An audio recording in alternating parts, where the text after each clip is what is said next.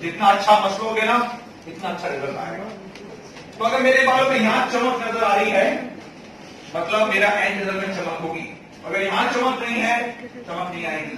Glamour boy लड़का आ जाए nice handsome person, ये आ जाए मुझे ऐसा बन जाओ, बच्चा आ जाए अच्छा जैसा बन जाओ, अंकल आ जाए अंकल मतलब उसके कैरेक्टर में आ जाओ।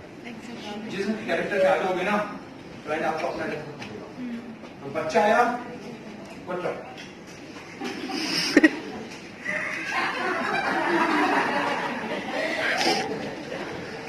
क्लाइंट के कैरेक्टर में आओ, क्लाइंट के कैरेक्टर में आ जाओ। करिए नीचे करिए।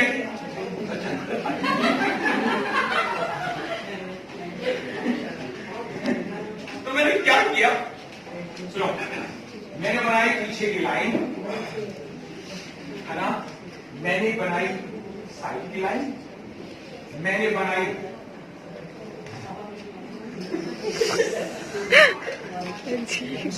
लाइन और एक करना है स्क्वायर।